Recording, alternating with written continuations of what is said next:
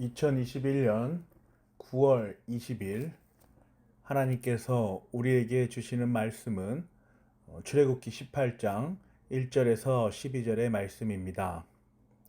오늘 본문은 모세의 장인 이드로가 모세의 아내 십보라와 모세의 두 아들 게르솜과 엘리에셀을 데리고 모세에게로 가는 장면입니다.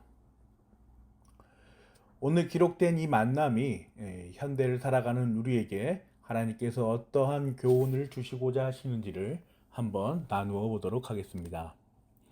성경은 모세의 장인 이드로가 모세를 만나기 전 상황을 상세하게 기록하고 있습니다. 1절이죠.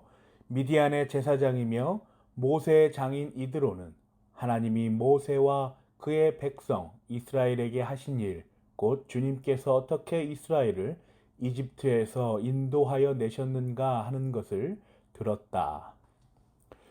이드로가 하나님의 이 엄청난 큰 일을 들은 것입니다. 성경은 이드로가 이 이야기를 처음으로 누구에게 들었는지는 기록하고 있지 않습니다. 17장과 18장 사이는 모세의 상황에서 이드로의 상황으로 장면이 전환되고 있는 사이입니다. 17장까지 모세가 겪고 있는 상황을 기록하고 있고 18장은 이드로가 겪고 있는 상황을 기록하고 있는 것이죠. 그리고 이 장면의 전환의 시작은 이드로가 하나님의 큰 일을 듣는 것에서부터 시작합니다. 이드로는 이 하나님의 큰 일을 이후에 모세로부터 또 한 번 듣게 됩니다. 8절입니다. 모세는 장인에게 주님께서 이스라엘을 도우신 일, 곧 바로와 이집트 사람에게 하신 모든 일과 그들이 오는 도중에 겪은 모든 고난과 주님께서 어떻게 그들을 건져 주셨는가 하는 것을 자세히 말하였다. 1절에서 이드로는 누군가로부터 들었으며 8절에서 모세는 이드로에게 말하였습니다. 이 두 절에서 이드로는 모두 청자로서 상황을 마주하고 있는 것이죠. 그런데 이 청자로서의 이드로의 반응이 참으로 귀합니다. 9절과 12절을 다 함께 묵상하여 보겠습니다. 그러자 이드로는 주님께서 이스라엘을 이집트 사람의 손아귀에서 건져 주시려고 베푸신 온갖 고마운 일을 전하여 듣고서 기뻐하였다. 이드로가 말하였다. 주님께서 이집트 사람의 손아귀와 바로의 손아귀에서 자네와 자네의 백성을 건져 주시고 이 백성을 이집트 사람의 억압으로부터 건져 주셨으니 주님은 마땅히 찬양을 받으실 분일세. 이스라엘에게 그토록 교만히 행한 그들에게 벌을 내리시고 치신 것을 보니 주님은 그 어떤 신보다도 위대하시다는 것을 이제 나는 똑똑히 알겠네. 그리고 나서 모세의 장인 이드로는 하나님께 번제물과 희생제물을 바쳤다. 아론과 이스라엘 장로들이 모두 와서 하나님 앞에서 모세의 장인과 함께 제사 음식을 먹었다. 9절에 기록된 바와 같이 이드로는 이 역사적인 사건을 들은 뒤에 매우 기뻐합니다. 이 기쁨의 내용을 묵상하면 참으로 귀하지 않을 수 없습니다. 10절에 기록된 지칭을 한번 보십시오. 자네와 자네의 백성. 1절에 기록된 바와 같이 이드로는 미디안 제사장입니다. 이스라엘 백성과는 아무런 상관이 없는 족속의 사람이요. 심지어 그들의 종교 지도자인 제사장입니다. 그러한 사람이 사위가 믿고 따르는 하나님의 큰 일을 듣고 이렇게나 격한 반응을 보이고 있는 것입니다. 하나님의 존재를 인정하는 고백을 하는 것이죠. 주님은 마땅히 찬양을 받으실 분일세. 주님이 그 어떠한 신보다도 위대하시다는 것을 이제 나는 똑똑히 알겠네. 급기야 그는 하나님께 번제물과 희생제물을 바칩니다.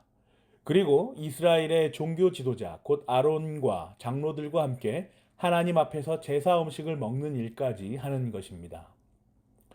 사랑하는 고양제일교회 성도 여러분, 이 놀라운 장면이 상상이 되십니까? 이드로는 하나님의 구원 사역을 직접 보고 경험하지 못했지만 누군가로부터 사위인 모세로부터 이 역사적인 사건을 들었습니다. 듣고 감동하여 하나님의 존재를 인정하며 찬양하며 제사까지 드리고 그의 음식을 주의 백성들과 지도자들과 나누었습니다. 이전에 전혀 알지도 못했던 존재를 새롭게 인식하며 그 존재에게 예배하는 자리까지 나아가는 것입니다. 성경은 이후에 이드로에 관하여 민수기와 사사기에 몇 번 더 기록하고 있지만 이드로의 신앙에 관하여서는 정확하게 기록하고 있지 않습니다. 그러나 이 새로운 존재에 대한 인식은 그의 반응으로 유추하여 볼 때 그에게 최소한 오랫동안 기억될 것으로 보입니다. 바야흐로 내일은 2021년에 가장 풍성한 우리의 명절 한가위입니다. 안타깝게도 위드 코로나라는 상황에 따라 얼마나 많은 친지들과 교제할 수 있을지 잘 모르겠습니다. 그러나 우리가 반드시 기억해야 할 것이 있습니다. 이 하나님의 놀라우신 큰일, 곧 구원 사역을 여러분의 친지들과 또 이웃들에게 알려주십시오. 정통 기독교 교리와 말씀의 주애와 같은 어떤 거창한 나눔이 될 필요는 없습니다.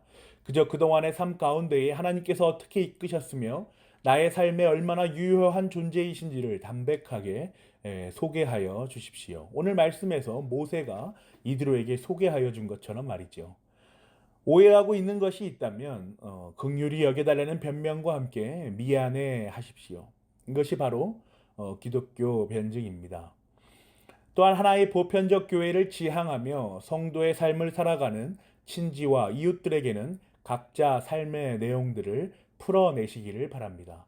이 어려운 시기에 우리는 성도로서 어떻게 신앙인의 삶을 살아가고 있는지를 또 살아내고 있는지를 깊이 나누시기를 권합니다. 정통 기독교가 또 교회가 몸살을 앓고 있는 이 어두운 시대에 하나님께서 규정하신 빛과 소금의 성도로서의 역할은 바로 이 나눔에 있습니다. 말씀에 따라 복음은 들음에서 나기 때문입니다. 3절과 4절에 기록된 모세의 아들의 이름들을 한번 읽어보십시오. 참으로 모세의 삶을, 지금 우리네 성도의 삶을 직접적으로 표현하고 있지 않습니까? 내가 타국 땅에서 나그네 되었구나. 내 아버지의 하나님이 나를 도우셔서 바로의 칼에서 나를 건져 주셨다. 우리 성도의 삶이 고스란히 녹아있는 이름이 아닐 수 없습니다. 이방인이었던 이드로가 하나님의 큰 일을, 그 복음의 현장을 듣고 하나님의 존재를 인정하고 예배드렸던 것처럼 죄인으로 나그네 된 우리가 예수 그리스도를 말미암아 하나님의 언약 백성으로 의인으로 여겨져 성도로서 살아갈 수 있다는 이 엄청난 일이 우리에게도 유효하게 적용되고 있는 것이죠.